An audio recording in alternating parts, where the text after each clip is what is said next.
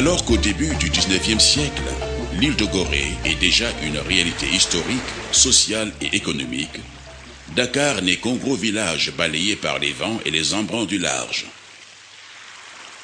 En raison de l'abri remarquable de sa baie, Gorée est déjà utilisée pour le mouillage des navires, et ce, jusqu'en 1857. C'est à cette époque que l'on songe à installer une escale maritime sur la presqu'île de l'Anse de Dakar.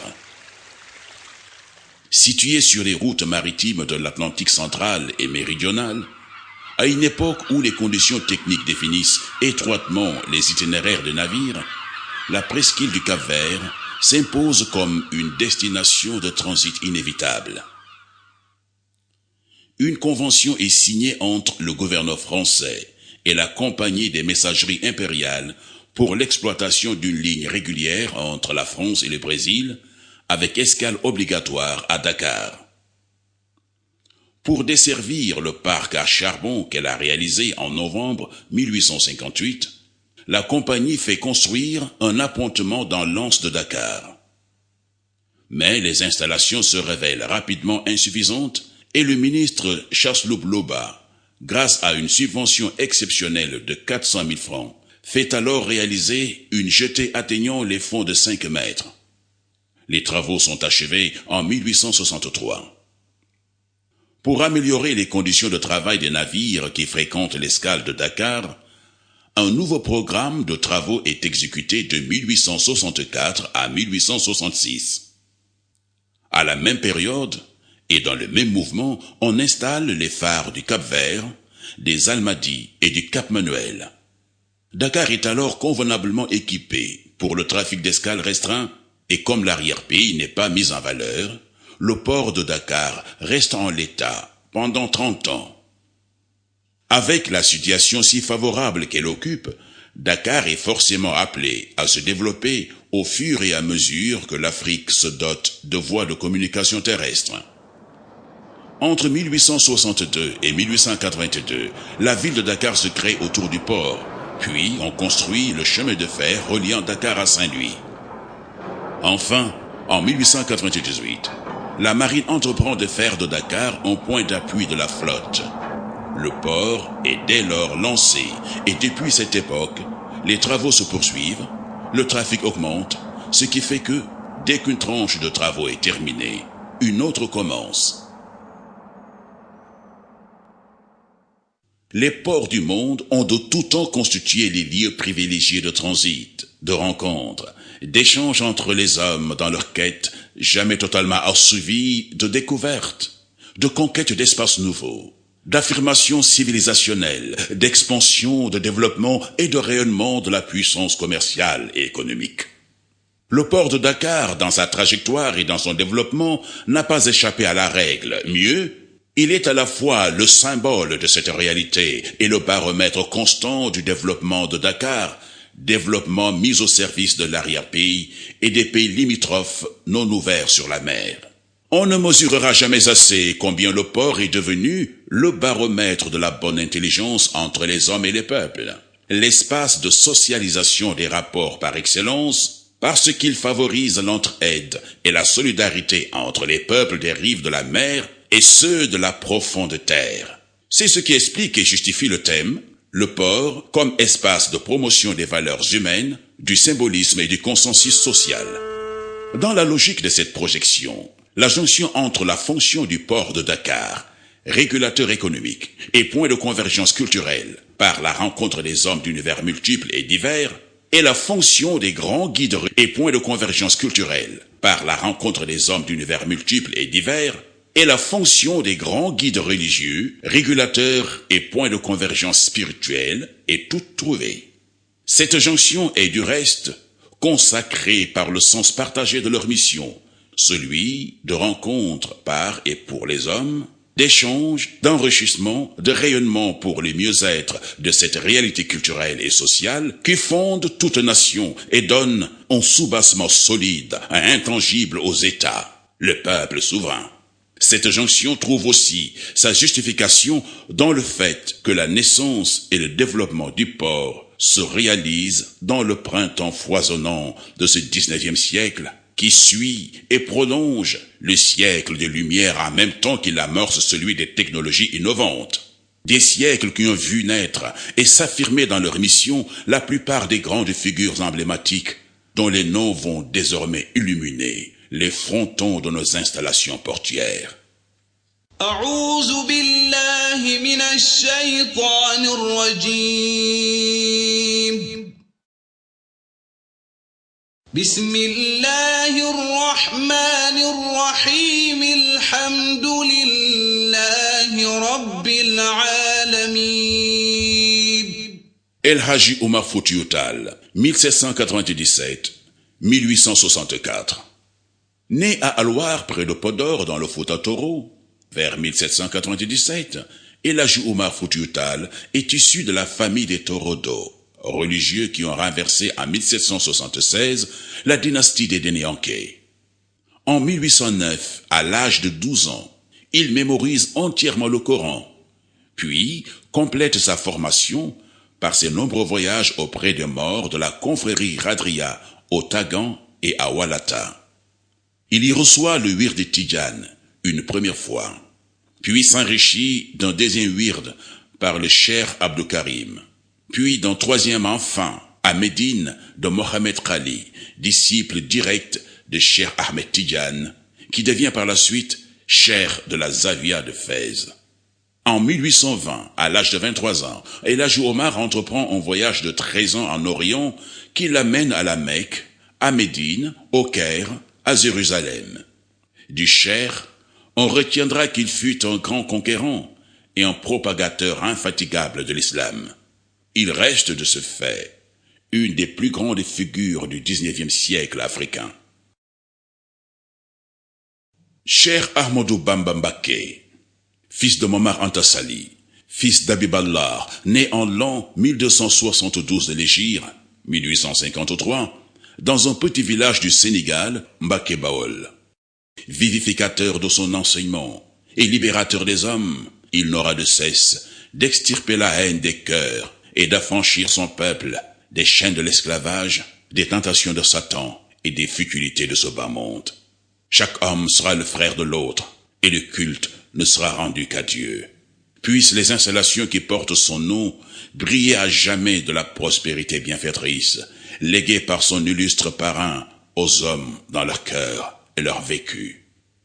El Hadji Malick Sy Maodo, l'auteur sublimé de Nounia, de Mimia, et qui témoigne de son service exclusif à son Créateur et à son prophète Mohammed, paix et salut sur lui, auquel il vouera un attachement indéfectible. Aussi, dira-t-il, il n'existe aucune action que je puisse faire pour toi si ce n'est t'aimer, te célébrer et te suivre. S'étant mis exclusivement au service de Dieu, en vulgarisant l'islam et la tariqa, modèle achevé de l'idéal prôné par Abu Abbas, Cheikh Ahmadou Tidjane, Maodo reçoit par la grâce de Dieu les insignes de grand maître de l'ordre Tidjane, grade suprême, dont la valeur se mesure aux exquises nourritures spirituelles qui font aujourd'hui courir des milliers de musulmans. Cher Ramallah, le Mali est le prolongement naturel, géographique, culturel, historique du Sénégal.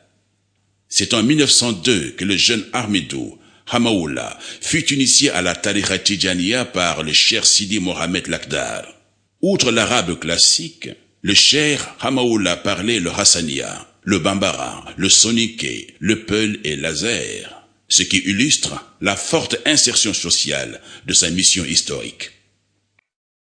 Cheikh Bou Kounta, Cheikh Bou ibn Cheikh Bounama Kounta, le vénéré et guide suprême des Ahlul Kountiyu, était sans conteste un homme de Dieu, dont la vie, le dévouement au miséricordieux et à son envoyé lumineux, paix et salut sur lui, étaient à nul autre pareil. Il s'était consacré au rayonnement et à la propagation de l'islam, mais aussi au culte du travail. Sa richesse spirituelle sur terre est là pour en donner une parfaite illustration.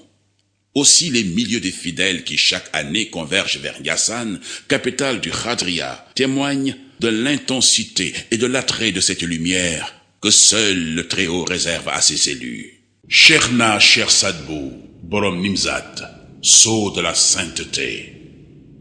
Cherna Cher Sadbou Abihi, plus connu sous le nom de Cherna Cher Sadbou, est né en 1848 dans le Hod mauritanien. Il est le fils de Cherna Cher Mohamed Fadel et de la pieuse Mariama, fille de Ahmed Abdi. Il est descendant en ligne directe et 37e petit-fils du prophète Mohammed par son père. Son nom céleste est Al-Mukhtar, le choisi, un des noms du prophète, paix et salut sur lui. Il connut très jeune, à l'âge de 11 ans, la consécration mystique qui fit de lui un saint accompli. Le cheikh disparut au 22e jour du mois béni du Ramadan de l'an 1917 à Nimzat, après 69 années consacrées à l'œuvre de revivification de la religion. Cheikh Ibrahima Niass, Baye Niass, de son vrai nom Ibrahima Niass, Cheikh al-Islam Maulana Ibrahima Niass est un soufi gnostique et mystique musulman sénégalais. Il est le 9e fils d'Abdoulaye Niass. Son mouvement religieux est sans doute aujourd'hui l'un des plus importants, sinon le plus important de l'islam, comptant des millions de disciples dans le monde. Baye Niass fut très vite connu dans tout le Sénégal et dans sa sous-région, non seulement par la diversité du savoir qu'il dispensait, mais aussi et surtout son implication dans tout ce qui concernait les Africains. C'est un panafricaniste confirmé et s'est rendu dans beaucoup de grandes villes d'Afrique pour y prêcher le tijanisme. Thierno Mohamed Seydouba. Thierno Mohamed Seydouba, le fondateur de la communauté musulmane de Médina Gounass. Originaire du village de Tikité, département de Podor, dans le nord du Sénégal, Thierno Mohamed Seydouba a d'abord fait ses humanités à Ngidjilon, région de Matam, auprès de Thierno Yorobal Anne, puis à Tilon, auprès de Thierno Ahmed Babatala. Le saint homme a fondé 65 villages, dont 51 au Sénégal. Dans chaque village, il aura laissé une mosquée, une école coranique et un imam. Le nombre de mosquées qu'il a édifiées s'évalue à 93 dans la zone ouest africaine. Dakar ou le retour vers Dieu. Le Dakar, rassemblement pour la retraite spirituelle, a été institué en 1942 par Thierno Mohamedou Seydouba. Situé à 10 km du village religieux de Médina Gounass, le Dakar se singularise par une retraite spirituelle ponctuée par des lectures du Saint-Coran et du Zikr. Mam Limamoulaye. Limamoulaye, né en 1843 dans la région de Dakar-Ayof, commence sa prédication le 24 mai 1883 à l'âge de 40 ans, se présentant comme l'imam des bien guidés ou Imamul Mahdi. En 1883, déjà orphelin de père, Limamoulaye perd sa mère et s'enferme 3 jours sans boire ni manger. De cette retraite douloureuse, il sort comme illuminé d'une grande certitude, celle d'être investi d'une mission quasi-prophétique à l'image du prophète Mohammed, paix et salut sur lui. Au fil des années, des érudits musulmans affluent à travers le Sénégal à son appel. Son influence grandit. Les fidèles, de plus en plus nombreux, disciples fervents et soumis, foulent assidûment le sable de Yoff pour écouter les sermons, les prêches de Mam Limamou, qui les convient en culte religieux propre et sincère, débarrassés des traditions jugées non conformes à l'islam. Amadou Sakhir Mbaye, ou Mam Cheikh Mbaye, a vécu entre 1864 et 1946. C'est une grande figure du soufisme au Sénégal.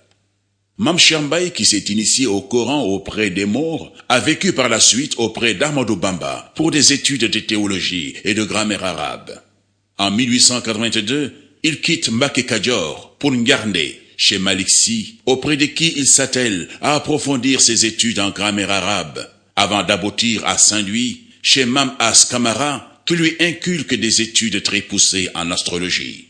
Dans cette ville du Nord, il se rapprocha de Amadou Ndiaye Mabé et Madior Cissé, professeurs très versés dans la science islamique.